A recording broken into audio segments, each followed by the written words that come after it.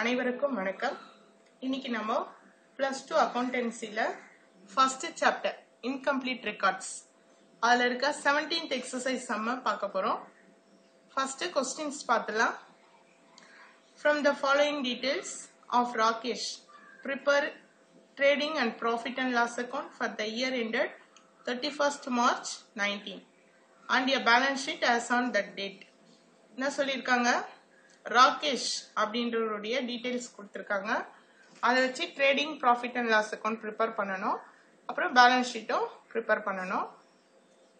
இப்ப பாருங்க, இதுல பாத்தீங்கன்னா ரெண்டு டேட்ல கொடுத்திருக்காங்க. 31/3/18, 31/3/19. 31/3/18ன்றது ஓப்பனிங் பேலன்ஸ். அதாச்சும் போன வருஷத்தினுடைய இயர் எண்டுனுடைய பேலன்ஸ் தான் நெக்ஸ்ட் இயருக்கு ஓப்பனிங். அப்போ 1/4/18க்கும் இதே பேலன்ஸ் தான். சரிங்களா? அப்போ இது வந்து ஓப்பனிங் பேலன்ஸ், இது க்ளோசிங் பேலன்ஸ். அதாச்சும் அசெட்ஸ் அண்ட் லைபிலிட்டி கொடுத்திருக்காங்க. ஓப்பனிங்ல அசெட்ஸ் அண்ட் லைபிலிட்டியோட வேல்யூ, க்ளோசிங் டேட்ல அசெட்ஸ் அண்ட் லைபிலிட்டியோட வேல்யூ கொடுத்திருக்காங்க. இப்போ stocks, debtors, cash at bank, machinery இது எல்லாமே அசெட்ஸ். Sunday creditors liability. அதே மாதிரி ஓப்பனிங் பேலன்ஸ், க்ளோசிங் பேலன்ஸ் அப்படி வச்சுக்கலாம். இப்போ அதர் டீடைல்ஸ்ல பாத்தீங்கன்னா ரெண்ட் பெய்ட். இப்போ ரெண்ட் பெய்டுன்றது ஒரு எக்ஸ்பென்சஸ். இப்போ இது வந்து ப்ராஃபிட் அண்ட் லாஸ் அக்கௌண்ட்ல வரும். டிஸ்கவுண்ட் ரிசீவ்ட் இதுவும் ப்ராஃபிட் அண்ட் லாஸ் அக்கௌண்ட்ல கிரெடிட் சைட்ல வரும். பிளஸ் சண்டரி கிரெடிட்டார்ஸ் அக்கௌண்ட்ல வரும். டிஸ்கவுண்ட் அலௌட் இதுவும் profit and loss account sundry creditors அக்கௌண்ட்ல சண்டரி டெட்டார்ஸ் அக்கௌண்ட்ல வரும். கேஷ் பெய்ட் டு கிரெடிட்டார்ஸ் இதுவும் பாத்தீங்கன்னா கிரெடிட்டார்ஸ் அக்கௌண்ட்ல வரும். கேஷ் ரிசீவ்ட் ஃப்ரம் டெப்டார்ஸ் இது வந்து டெப்டார்ஸ் அக்கௌண்ட்ல வரும். டிராயிங்ஸ் லைபிலிட்டி சைட்ல வரும். கேஷ் சேல்ஸ் இது வந்து நம்ம ட்ரேடிங் அக்கௌண்ட்ல கிரெடிட் சேல்ஸும் கேஷ் சேல்ஸும் ஆட் பண்ணிக்கலாம். கேபிட்டல் ஓப்பனிங் கேபிட்டல் கொடுத்திருக்காங்க. இப்ப பாத்தீங்கன்னா என்னென்ன ப்ரிப்பேர் பண்ணணும். இப்போ இதுல பாத்தீங்கன்னா டெட்டாஸோட ஓப்பனிங் க்ளோசிங் கொடுத்திருக்காங்க, கிரெடிட்டார்ஸோட ஓப்பனிங் க்ளோசிங் கொடுத்திருக்காங்க, அது மாதிரி டிஸ்கவுண்ட் கொடுத்திருக்காங்க.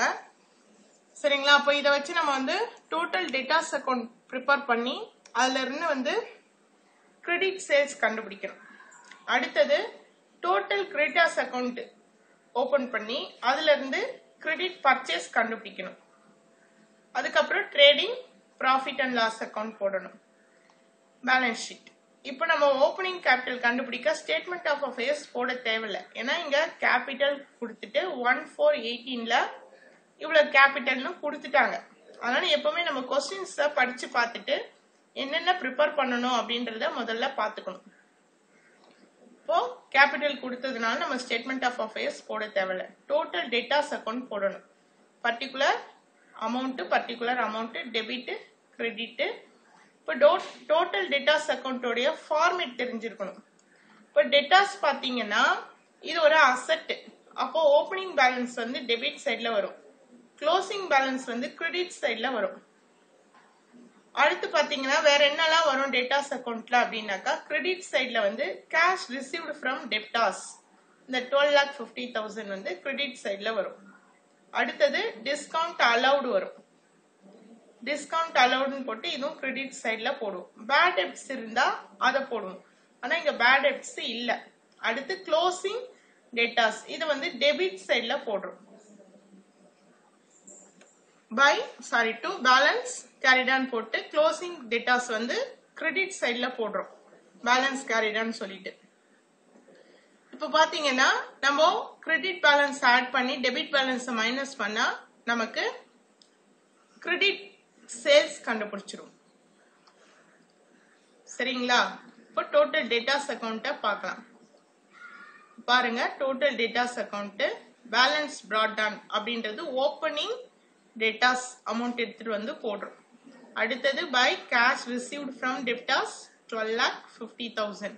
அடுத்து டிஸ்கவுண்ட் அலௌட் வந்து 25,000. அடுத்து by balance carried on closing debtors அந்த க்ளோசிங் டேட்ல இருக்கீங்க இல்லையா, அந்த அமௌண்ட் 6,40,000. இப்போ இந்த பக்கம் ஆட் பண்றோம். 12 lakhs ஒரு 6 lakhs 18 lakhs.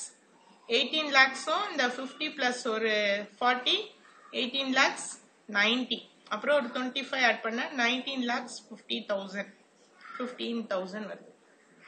அப்போ இந்த 19,15,000ல இருந்து 5,30,000 மைனஸ் பண்ணா 13,85,000 இது வந்து கிரெடிட் சேல்ஸ் நம்ம கண்டுபிடிக்கிறோம். எது அதிகமா இருக்கோ அதை ரெண்டு பக்கம் போட்டுறோம். சரிங்களா? இப்ப கிரெடிட் சேல்ஸ் கண்டுபிடிச்சாச்சு. ஃபார்மேட் நல்லா பார்த்து வச்சுக்கோங்க. அடுத்து டோட்டல் கிரெடிட்டார்ஸ் அக்கவுண்ட். கிரெடிட்டார்ஸ்ன்றது ஒரு லைபிலிட்டி. நம்ம கடனுக்கு பொருட்களை வாங்குறோம், அது அதுக்குரிய பணத்தை திருப்பி செலுத்தணும். அப்ப அது வந்து ஒரு லைபிலிட்டி. லைபிலிட்டி வந்து எப்பவுமே கிரெடிட் சைடு தான்.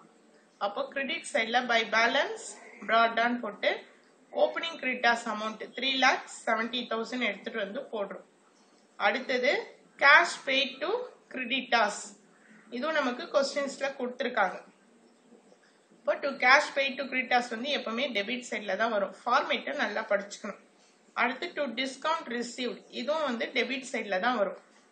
அடுத்து டு பேலன்ஸ் கேரிட் ஆன்.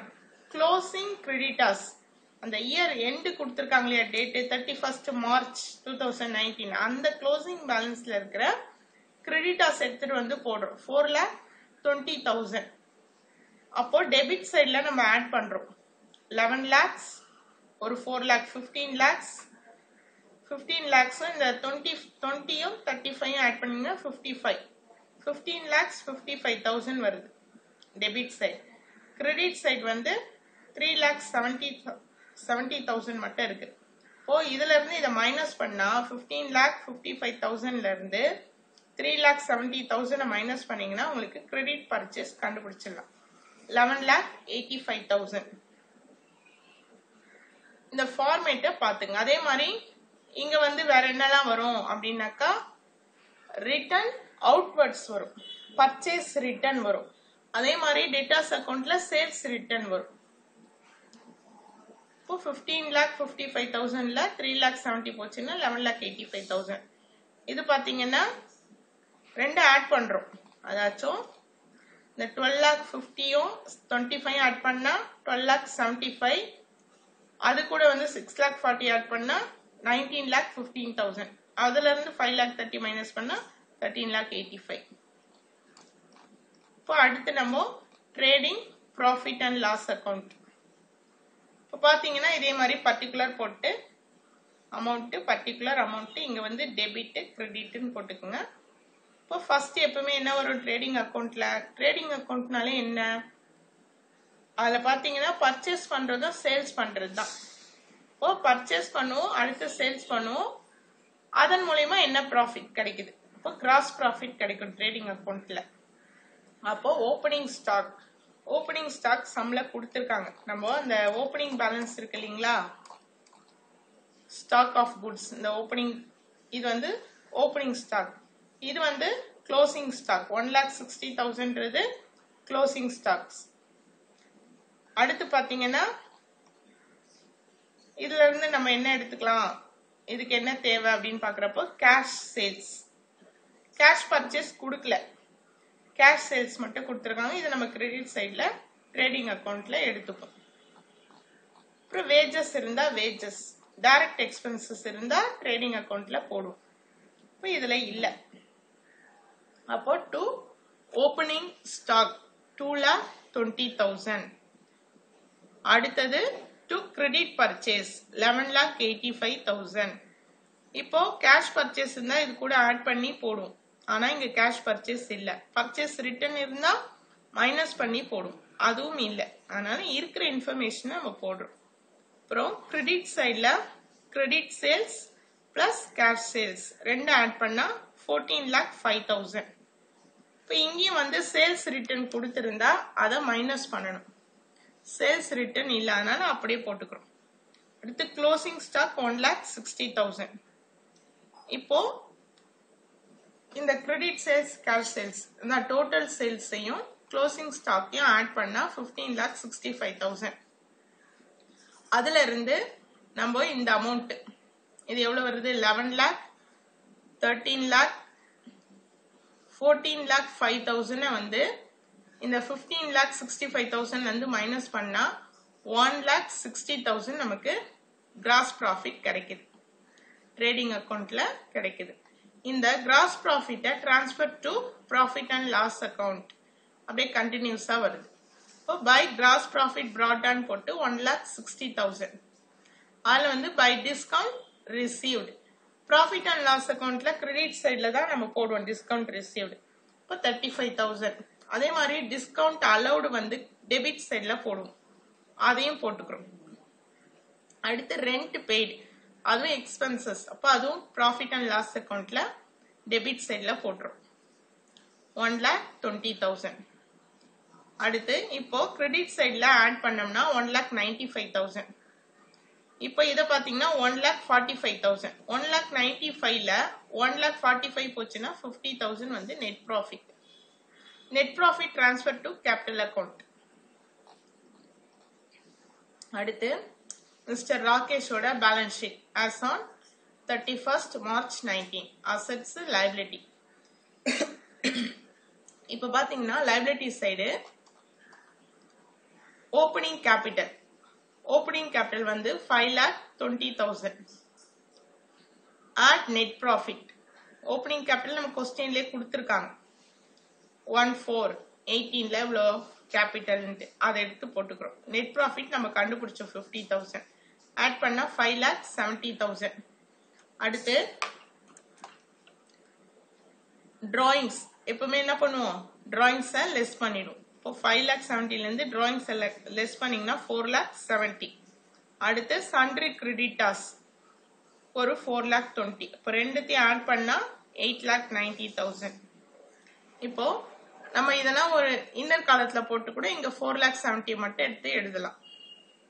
இப்போ லைபிலிட்டி சைடு ஓவர். அடுத்து அசெட் சைடு பாருங்க. ஸ்டாக், ஸ்டாக் வந்து க்ளோசிங் அந்த டேட் கொடுத்துருக்காங்க இல்லையா 31st 3/19ல கொடுத்துருக்கிற அந்த ஸ்டாக் க்ளோசிங் ஸ்டாக்கை போடுறோம். டெட்டாஸும் அதே டேட்ல இருக்கிறது. Cash at bank 10,000. Machinery closing balance 80,000. இப்போ இதையும் ஆட் பண்ணா 8,90,000. 7 lakh 8 lakh 8,90,000. சரிங்களா? இது ரொம்ப ஈஸியான சம்மு, ஈஸியான மெத்தடு, அழகா போட்டுடலாம். 8,90,000 8,90,000. அடுத்து எக்ஸசைஸ் சம்மு 20th சம் போடலாம். இப்போ இதுவும் பாத்தீங்கன்னா இதுல வந்து எப்பவுமே வந்து நீங்க கொஸ்டின்ஸ் ஃபர்ஸ்ட் என்ன கொடுத்துருக்காங்க, என்ன கேக்குறாங்க அப்படின்றத பாருங்க. செல்வம் does not keep his book under double entry system. செல்வம் என்றவர் வந்து டபுள் என்ட்ரி சிஸ்டத்தை ஃபாலோ பண்ணல. From the following information prepare trading and profit and loss account and balance sheet. இந்த கொடுத்திருக்க இன்ஃபர்மேஷன் வச்சு trading, profit and loss account and balance sheet போட சொல்லியிருக்காங்க. Machinery, cash at bank, sundry டேட்டா, stock, bills receivable, இது எல்லாமே assets. Bank loan liability, sundry creditors liability. இது opening, இது க்ளோசிங். இதுல பாத்தீங்கன்னா 1/1/18 ஜனவரி 1ஆம் தேதி அவருடைய நிலை எவ்வளவு இருக்கு, அசெட்ஸ் அண்ட் லைபிலிட்டியோட வேல்யூ. அதே மாதிரி 31st December 18ல அவருடைய அசெட்ஸ் அண்ட் லைபிலிட்டியோட வேல்யூ என்ன. இப்போ அதர் இன்ஃபர்மேஷன்ல பாத்தீங்கன்னா கேஷ் சேல்ஸ் கொடுத்துருக்காங்க, கிரெடிட் சேல்ஸும் கொடுத்துட்டாங்க. இப்போ டோட்டல் சேல்ஸுக்கு இது ரெண்டும் ஆட் பண்ண முடிஞ்சிச்சு. 2 lakhs total sales. Cash purchase, credit purchase கொடுத்துருக்காங்க. இப்போ இது ரெண்டும் ஆட் பண்ணா 60,000 டோட்டல் பர்ச்சேஸும் இருக்கு. வேஜஸ் ட்ரேடிங் அக்கௌண்ட்ல போட்டுருவோம். அட்வர்டைஸ்மெண்ட் ப்ராஃபிட் அண்ட் லாஸ் அக்கௌண்ட்ல போடுவோம். டிராயிங்ஸ் லைபிலிட்டியில கேபிட்டல்ல லெஸ் பண்ணிடுவோம். அடுத்து சாலரிஸ் ப்ராஃபிட் அண்ட் லாஸ் அக்கௌண்ட்ல டெபிட் சைட்ல போடுவோம். இன்ட்ரெஸ்ட் ஆன் பேங்க் லோன், இதுவும் என்ன ஒரு எக்ஸ்பென்சஸ், அப்போ இதுவும் வந்து ப்ராஃபிட் அண்ட் லாஸ் அக்கௌண்ட்ல டெபிட் சைட்ல போடுவோம். அடிஷனல் கேபிட்டல், அடிஷனல் கேபிட்டலை வந்து கேபிட்டலோட ஆட் பண்ணிப்போம். இப்போ write off depreciation of 10% on machinery, மிஷினரியில 10% வந்து டிப்ரிசியேஷன். 60,000ல 10% போட்டீங்கன்னா 10/100 போட்டீங்கன்னா 2 ஜீரோக்கு 2 ஜீரோ கேன்சல் பண்ணிட்டீங்கன்னா 600 × 10 6,000 கிடைக்கும் நமக்கு டிப்ரிசியேஷன். அடுத்து create a reserve of 1% on debtors for doubtful debts. doubtful debtsல வந்து 1% வந்து ரிசர்வ் கேட்டிருக்காங்க, ஒதுக்கி வைக்க சொல்லியிருக்காங்க. அப்போ டவுட்ஃபுல் டெப்ட்ஸ்னா எதுல? டெப்டாஸ்ல. அவங்களே அதையும் சொல்லிட்டாங்க. அப்ப டெட்டாஸ்ல 1%. க்ளோசிங் பேலன்ஸ்ல இருந்து தான் கண்டுபிடிக்கணும். எப்பவுமே ஓப்பனிங் டெட்டாஸ்ல கண்டுபிடிக்க கூடாது. 1 லேக்ல வந்து 1% பாத்தீங்கன்னா எவ்வளவு கிடைக்கும்? 2 0 கேன்சல் பண்ணிடுறீங்க. அப்போ 1000 rupees கிடைக்கும். சரிங்களா? இது வந்து எங்க போடுவோம்? டிப்ரிசியேஷன் ஆன் மிஷினரி வந்து ப்ராஃபிட் அண்ட் லாஸ் அக்கௌண்ட்ல டெபிட் சைட்ல போடுவோம். அதே மாதிரி ரிசர்வும் வந்து ப்ராஃபிட் அண்ட் லாஸ் அக்கௌண்ட்ல டெபிட் சைட்ல போடுவோம். பேலன்ஸ் ஷீட்ல அசெட் சைட்ல மிஷினரியில இருந்து லெஸ் டிப்ரிசியேஷன் போட்டு டிப்ரிசியேஷன் லெஸ் பண்ணி 60,000ல இருந்து 6,000 மைனஸ் பண்ணி போடுவோம். டெட்டாஸ்லயும் அதே மாதிரி தான். இந்த ரிசர்வை லெஸ் பண்ணி போடுவோம் அசெட் சைட்ல. சரி, இப்போ நம்ம statement of affairs opening capital கண்டுபிடிக்கணும். ஏன்னா இதுல ஓப்பனிங் கேபிட்டலே கொடுக்கல. நம்ம கொஸ்டின்ஸ் படிச்ச வரைக்கும் ஓப்பனிங் கேபிட்டல் கொடுக்கல. அப்போ ஓப்பனிங் கேபிட்டல் கண்டுபிடிக்கணும். அப்போ என்ன செய்யணும்? இந்த ஓப்பனிங் டேட்ல இருக்கீங்க இல்லையா, 1/1/18ல இருக்கிற அசெட்ஸும் லைபிலிட்டியும் எடுத்துக்கிறோம். இப்போ அசெட்ஸோட வேல்யூ வந்து பாருங்க, machinery 60, cash at bank 25, sundry டேட்டா 70,000, ஸ்டாக் 45,000, பில்ஸ் ரிசீவபிள் 20,000. இதெல்லாம் அசெட் சைட்ல வரும். அடுத்து பேங்க் லோன் வந்து லைபிலிட்டி, சண்டே கிரெடிட்டர்ஸ் லைபிலிட்டி.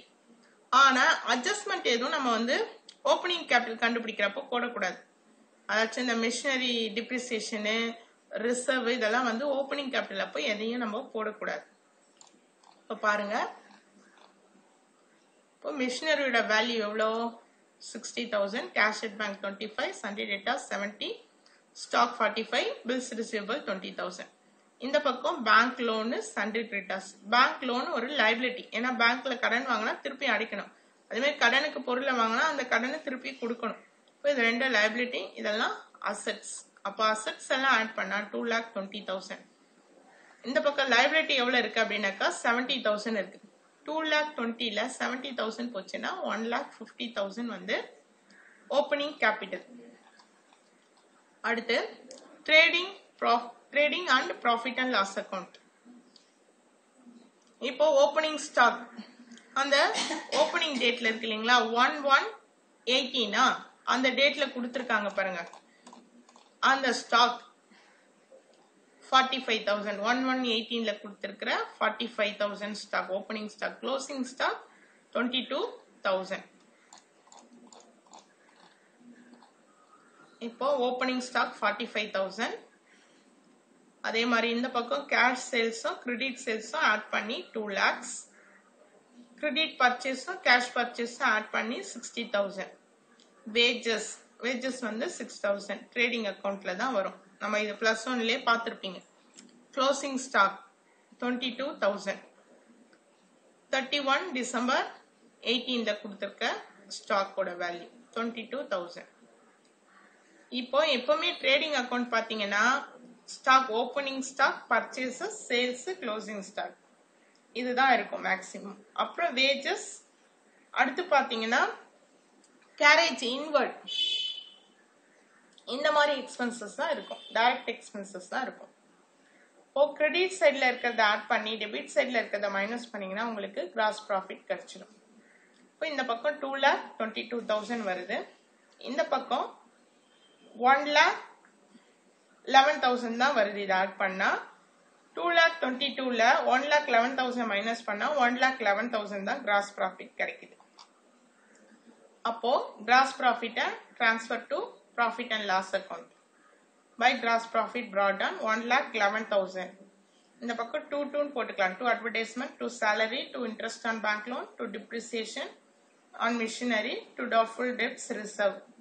இப்போ பாத்தீங்கன்னா இது எல்லாமே வந்து ப்ராஃபிட் அண்ட் லாஸ் அக்கௌண்ட்ல டெபிட் சைடு தான். அட்வர்டைஸ்மெண்ட் ஒரு எக்ஸ்பென்சஸ், சேலரி ஒரு எக்ஸ்பென்சஸ், பேங்க் லோனுக்கு இன்ட்ரெஸ்ட் கட்டணும் அது ஒரு எக்ஸ்பென்சஸ், டிப்ரிசியேஷன் ஆன் மிஷினரிக்கு ஒரு டிப்ரிசியேஷன் தேய்மானம் கணக்கிட்டோம், வேல்யூ குறைஞ்சிது இல்லைங்களா, அதுவும் வந்து profit and loss account debit side.